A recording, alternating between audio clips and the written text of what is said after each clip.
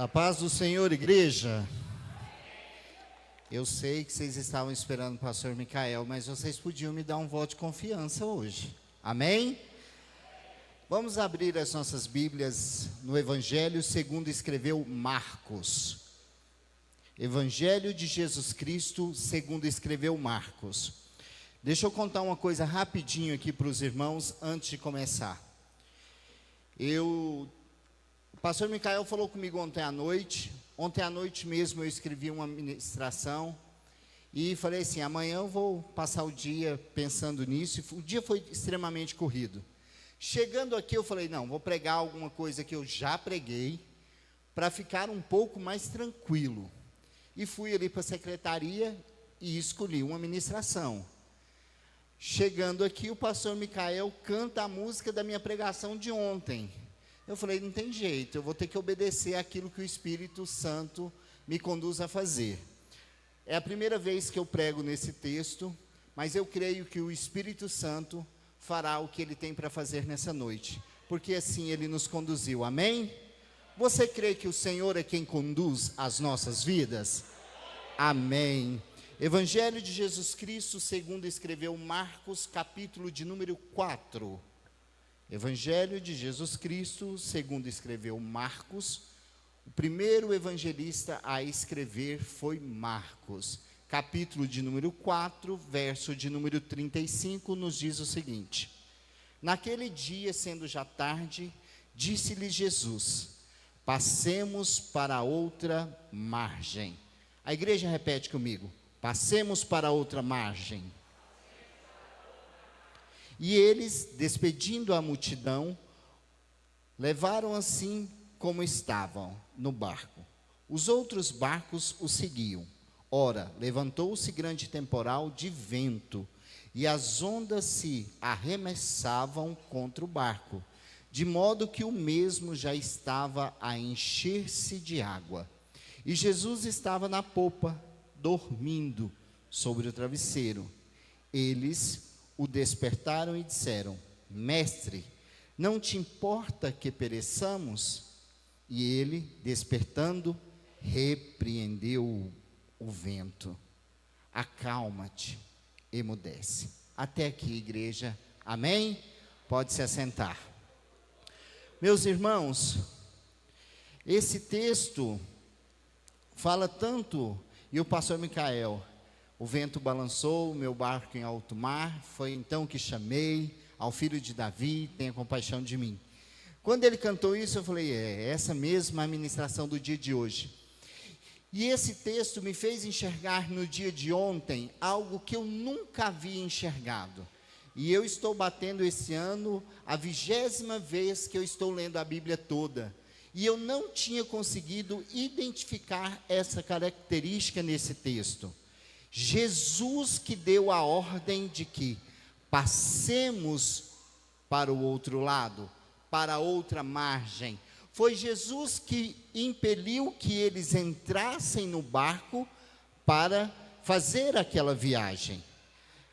Somos servos daquele que obedecemos, assim diz Romanos 6. Então, quando obedecemos a alguém, é deste alguém que nós devemos e somos feituras. Os senhores das nossas vidas são aqueles a quem nós obedecemos. Então, se eu obedeço a Cristo e entro no barco e acontece uma tempestade, será que Deus não tinha entendido? Será que Deus não sabia que haveria uma tempestade de vento e que eles passariam uma luta naquele lugar? Sim, Deus sabia que eles iam passar por isso, mas mesmo assim ele estava o quê? Dormindo. Deixa eu trazer algo que saltou o meu coração na noite de ontem. Nem todas as tempestades que nós passamos é por desobediência a Deus. Nem todas as tempestades que nós passamos é porque estamos em desobediências.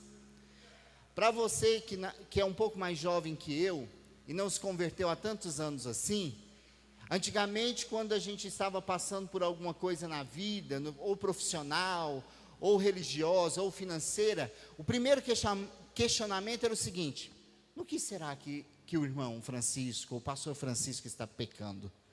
Precisamos entender para mudar de direção, para que a luta acabe.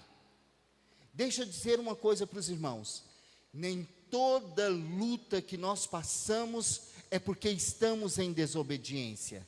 Aqueles discípulos estavam obedientes ao comando do mestre, por isso eles entraram no barco, mas isso não os isentou do problema da tempestade. Nem toda tempestade é causada por desobediência, mas toda tempestade revela a nós como está a nossa fé. Toda tempestade vai revelar quem eu sou em Cristo, qual é o meu verdadeiro posicionamento em Cristo. A tempestade pode não ser por falta de obediência, mas o comportamento diante da tempestade vai dizer quem eu sou. E quem eu sou? Qual o tamanho da minha fé? Gente, não é sobre tempestade esse texto. É sobre entender quem está no barco. Quem está em nosso barco? Quem foi que nos chamou? Quem foi que nos vocacionou? Quem foi que nos orientou a fazer algo? Jesus estava no barco. Em outro texto, também numa mesma situação como essa, Jesus está fora do barco. E ele vem e primeiro acalma os discípulos. Mas nesse texto, primeiro ele acalma o mar. Por quê? Porque ele queria a reação dos discípulos. E os discípulos rapidamente: quem é este que acalma o mar? Meus irmãos, a gente tem que desmistificar este negócio, que se estou em luta, estou em pecado. Se estou em luta, é porque estou em desobediência. Pode ser que a luta seja por desobediência, mas nem sempre ela é por desobediência. Mas toda luta vai nos fazer ter crescimento, amadurecimento. Aí eu me lembro claramente do pastor Isaac, pena que ele não está aqui, e ele canta: o vento balançou, meu barco para lá e para cá, e ele faz assim todas as vezes que ele está cantando. Reparem, ele chega, balança o corpo. Deixa eu te fazer uma colocação. O vento pode te levar para lá, as circunstâncias podem te trazer para cá, mas aonde o Senhor fincou os teus pés, permaneça. Porque ainda que o vento te balance, o Deus que te chamou vai te sustentar e vai acalmar a tempestade. Mas só obedece àqueles que são libertos. Essa noite é uma noite de libertação e nós precisamos entender isso. Obediência não é para todos, libertação é para todos. Mas obediência não é, porque quando nem todos estão libertos, eles são obedientes. Precisa-se estar libertos para a obediência. Calma que vocês vão entender. Porque quando Deus nos dá um comando: Angélica, eu quero que você vá lá em tal congregação e ministre o louvor e a palavra. Não. Aí, não estou dizendo que é o seu caso, mas como eu tenho liberdade com você, eu estou te citando como exemplo. Não, eu não sou capaz, não. Sabe como é que se chama isso? Padrões do fracasso, da insuficiência de capacidade, rejeição repetitiva, autossabotagem. E isso é característica de pessoas que ainda estão aprisionadas no medo. E quem aprisiona pessoas no medo não é Cristo, é o diabo. O pecado nos faz nos enxergarmos limitados. Eu acabei de falar para os irmãos que eu não queria pregar essa mensagem, que eu ficaria um pouco mais confortável em pregar. Deixa eu dizer uma coisa: cochicho do diabo. Cochicho do diabo. Fortalezas mentais colocadas pelo diabo, por consequência daquilo que vivemos, ou daquilo que não renunciamos, ou por falta de colocar o que é bom. Às vezes a casa já foi limpa uma vez, mas aí a gente não leu a Bíblia, a gente não orou, e as influências negativas espirituais, as opressões, tomam conta da mente. E aí não é porque você não quer obedecer, mas a falta de obediência vem escondida no eu não sou capaz, eu não sou qualificado, mas o pastor Micael nem gosta de mim. A desobediência vem por meio da falta de libertação das cadeias da mente. E aí, pela falta de obediência, pela falta de entendimento de quem está nos chamando, nós vamos paralisando, paralisando, paralisando.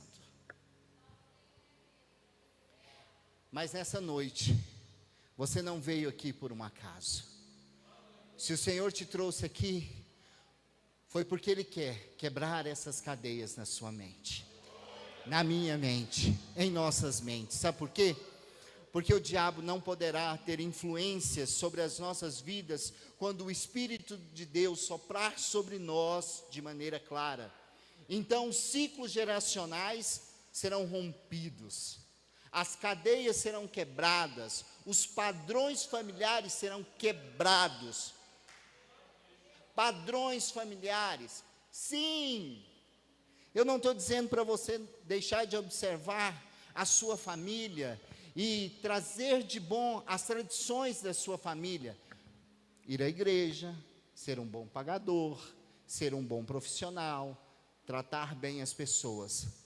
Mas sabe aquele negócio assim, eu não quero deixar de fazer isso, pastor, porque a minha mãe fez toda a vida.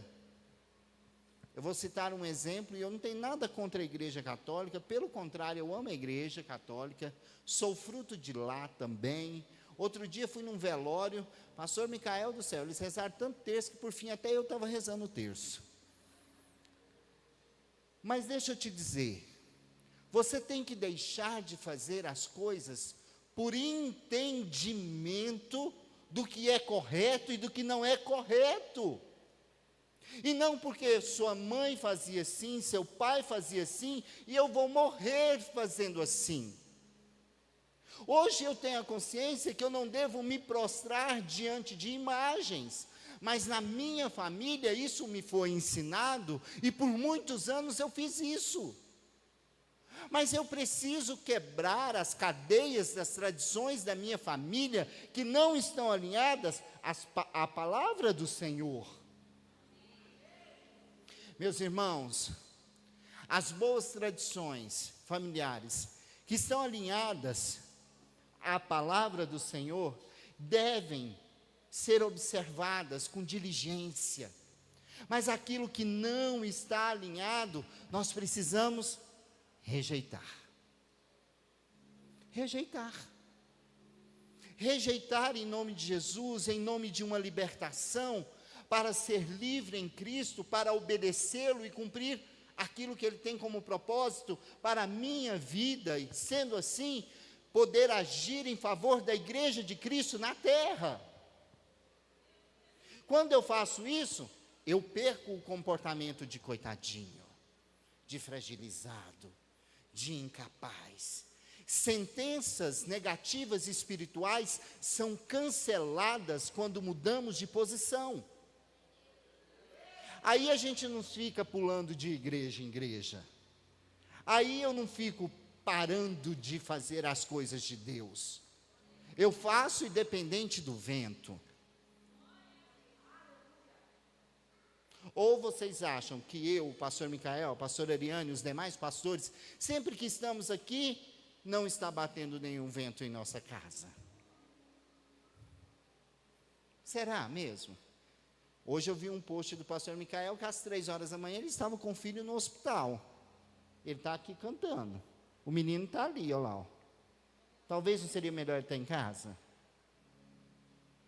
Meus irmãos, nós precisamos parar de condicionar o nosso chamado, a nossa responsabilidade cristã ao que está acontecendo momentaneamente em nossas vidas. Algumas coisas são momentâneas, mas a nossa resposta em obediência, ela é eterna e vai trazer consequências eternas nos céus. Meus irmãos, a tempestade era real, o vento era forte, as ondas batiam fortes no barco, o barco já estava entrando água no barco, melhor dizendo. Os homens que estavam dentro daquele barco eram homens experientes com o mar, eram pescadores, a maioria deles. Não lhes causava medo uma tempestade. Talvez um pouco mais de prudência, talvez eu vou um pouco mais tarde, mas medo, não, porque a gente não tem medo daquilo que a gente tem experiência. Se eu falar assim agora, pastor Micael, eu não quero mais pregar, sobe aqui, prega, ele sobe e prega. Isso não lhe causa medo, porque ele tem experiência com isso. Por que aqueles homens estavam com medo? Por quê? A falta de confiança em Deus faz nós minarmos até aquilo que temos ciência do que fazemos, segurança do que fazemos. E aí a gente começa a olhar se a gente fez bem feito alguma coisa que a gente faz todos os dias por insegurança. Talvez você veio aqui no dia de hoje, como eu já vim várias vezes à igreja, com a família com problemas, com a conta bancária no negativo. Às vezes a água da tempestade da nossa vida está inundando a nossa mente, fazendo a gente perder o sono, fazendo a gente ficar desmotivado. Talvez você chegou aqui dessa maneira, assim como eu já cheguei em outros momentos. Mas a gente precisa lembrar, nós precisamos dizer a nós mesmos: Jesus está no barco. Você pode repetir comigo? Jesus está no barco. Jesus está no barco. Jesus está no barco. Jesus está no barco. Independente da quantidade de água que já entrou no seu barco, Ele não vai te deixar perecer, meus irmãos. Ele não vai deixar você perecer se você entrou no barco por obediência a Ele. Ele está no barco. Mas sabe o que é intrigante? Jesus estava dormindo. Jesus estava tranquilo, o céu não estava preocupado. O aparente descaso, entre aspas, de Cristo em relação à situação, não é uma característica de abandono. Não é uma característica de abandono. Eu quero citar, antes de trazer a conclusão deste raciocínio, outros textos em que aparentemente Jesus estava demorando. Gerou ou não gerou angústia em Marta e Maria a demora de Jesus? Marta e Maria mandam chamar Jesus porque o seu irmão estava doente. Jesus fica 3 dias em uma aldeia. Lázaro morre. A primeira fala delas para Jesus era: se o Senhor estivesse aqui.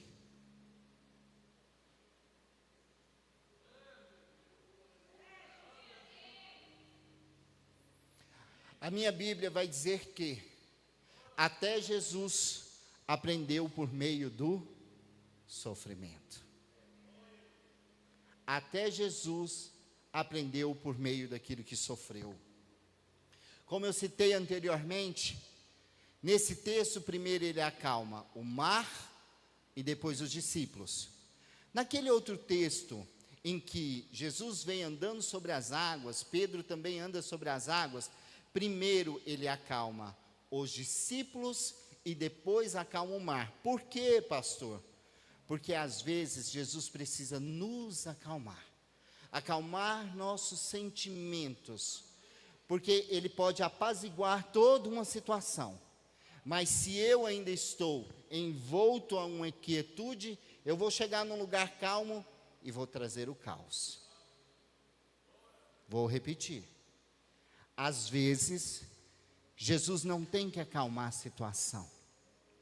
Primeiro é a nós mesmos. Porque talvez ali já está calmo, mas eu chego cheio de razão. Vai causar furor no que já está calmo. Às vezes, nós mesmos somos a tempestade. O pastor Micael disse e eu concordo. Às vezes somos nós mesmos a tempestade das nossas vidas. Sabe por quê? Vou pegar um gancho. Que ideia boa, pastor, está vendo? Às vezes somos nós mesmos a tempestade da nossa vida. E a tempestade é causada pelas nossas escolhas. Às vezes eu decido fazer algo sem perguntar a Deus. Às vezes eu decido ser desobediente. Às vezes eu decido não ter uma vida de oração. E quando eu vejo meu irmão sendo abençoado, crescendo ministerialmente, tendo oportunidades, acontecendo, aí eu olho e falo, ai, meu querido, você plantou e você está colhendo o que você plantou. A tempestade foi você quem deu. Obrigado, pastor, que gancho, hein? Meus irmãos, o silêncio de Deus, ele vai nos trazer um ensinamento de que o momento certo, quem sabe, é Ele. Ele sabia que podia acalmar a tempestade, por isso ele estava tranquilo. Ele sabia o que estava fazendo. Deus está sentado em um trono, e desse trono ele comanda todas as coisas. Por mais que a coisa pareça estar difícil, meu irmão, por mais que a circunstância diga ao contrário, você já ouviu isso de vários pregadores, e eu não sou um pregador triunfalista e nem quero ser nunca, mas eu preciso falar isso no dia de hoje. Por mais que pareça que o vento está ao contrário, se você tem certeza que está embaixo de uma obediência, permaneça, porque no momento certo, o Senhor vai te honrar. Meus irmãos, já estou caminhando para o fim, olhei aqui o relógio, já entendi isso.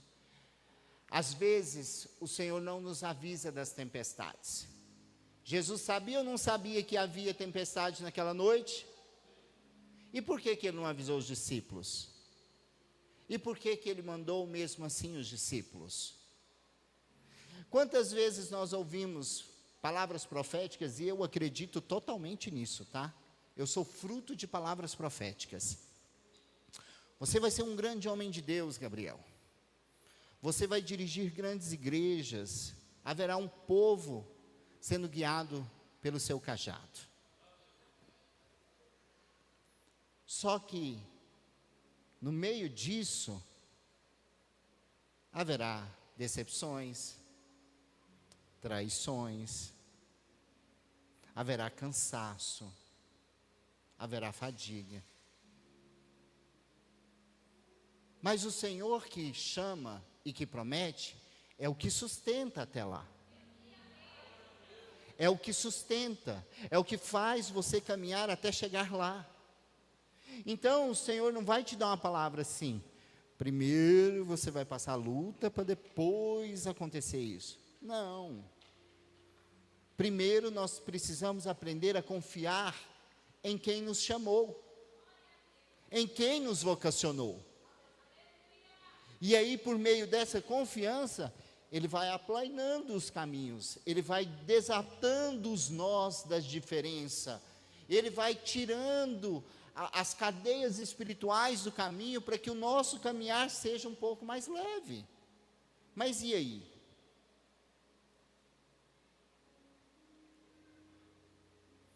O mesmo Cristo que repreendeu o vento, ainda repreende as tempestades emocionais, espirituais e familiares. As tempestades emocionais, espirituais e familiares. Nós não podemos desconsiderar uma pessoa só em detrimento ao seu chamado, só à sua família, ou só às questões espirituais. Às vezes a pessoa ministerialmente está ótima, mas e a família? Como está a família? Mas o nosso Deus, Ele repreende toda a tempestade, em qualquer que seja a área das nossas vidas. Talvez você já pensou, eu não vou aguentar, eu vou me afundar.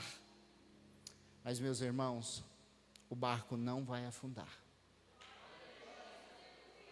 Se você está pensando que você não vai conseguir, o barco não vai afundar. O barco não vai afundar. Meus irmãos, eu quero fazer algo que eu não costumo fazer normalmente, mas eu fui criado espiritualmente dessa maneira, e eu acredito muito em atos proféticos. Algumas pessoas não creem, está tudo bem, não faça, mas nós precisamos pedir para que o Senhor nos tire do meio da tempestade no dia de hoje, seja em qual for a área das nossas vidas. Nós precisamos liberar no reino do Espírito, em palavras: Senhor, me tire do meio da tempestade, acalma o vento. Sabe por que nós fazemos esses atos proféticos?